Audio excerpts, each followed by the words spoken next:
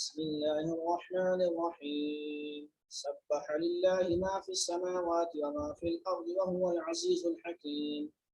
والذي يخرج الذين كفروا من أهل الكتاب من ديارهم لأول الحشر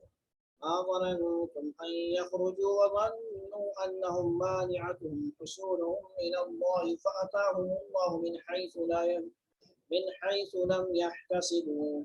وقذف في قلوبهم الرعب يخربون بيوتهم بأيديهم وأيدي المؤمنين فاعتبروا يا أولي الأبصار ولولا أن كتب الله عليهم الجلاء لعذبهم في الدنيا ولهم في الآخرة عذاب النار ذلك بأنهم شاقوا الله ورسوله ومن يشاق الله فإن الله شديد العقاب ما قطعتم من لينة أو تركتموها قائمة على أصولها فبإذن الله وليخزي الفاسقين وما أفاء الله على رسوله منهم فما أوجفتم عليه من خير ولا ركاب ولكن الله يسلط رسله على من يشاء والله على كل شيء قدير ما أفاء الله على رسوله من أهل القرى فلله وللرسول ولذي القربى واليتامى والمساكين وابن السبيل كي لا يكون دولة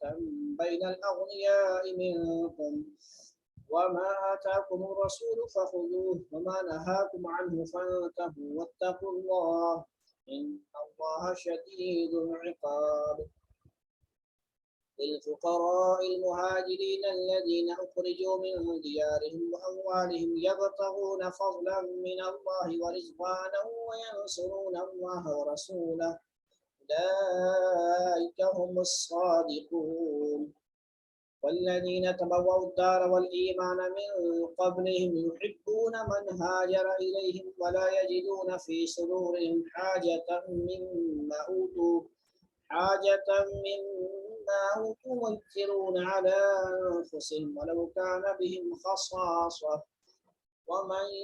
يوق شح نفسه فأولئك هم المفلحون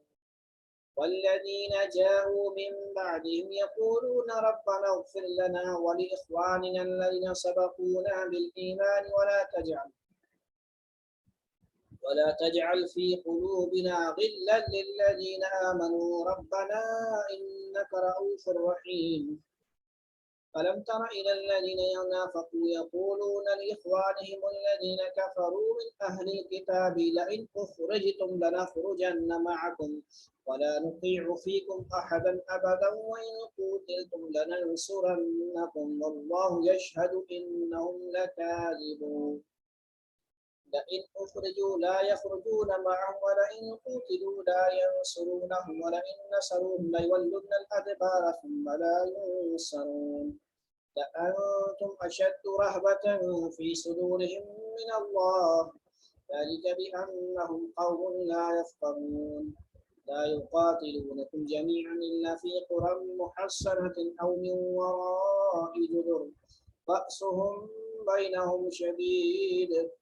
تحسبهم جميعا وقلوبهم شتى ذلك بأنهم قوم لا يعقلون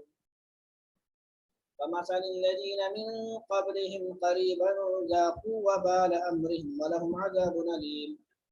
كمثل الشيطان إذ قال للإنسان اكفر فلما كفر قال إني بريء منك إني أخاف الله رب العالمين فكان عاقبتهما أنهما في النار خالدين فيها وذلك جزاء الظالمين يا أيها الذين آمنوا اتقوا الله ولتنظر نفس ما قدمت لغد واتقوا الله إن الله خبير بما تعملون ولا تكونوا كالذين نسوا الله فأنساهم أنفسهم أولئك هم الفاسقون لا يستوي أصحاب النار وأصحاب الجنة أصحاب الجنة هم الفائزون لو أنزلنا هذا القرآن على جبل لرأيته خاشعا متصدعا من خشية الله وتلك الأمثال نضربها للناس لعلهم يتفكرون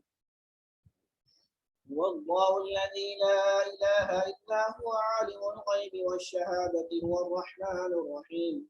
هو الله الذي لا إله إلا هو الملك القدوس السلام المؤمن المهيمن العزيز الجبار المتكبر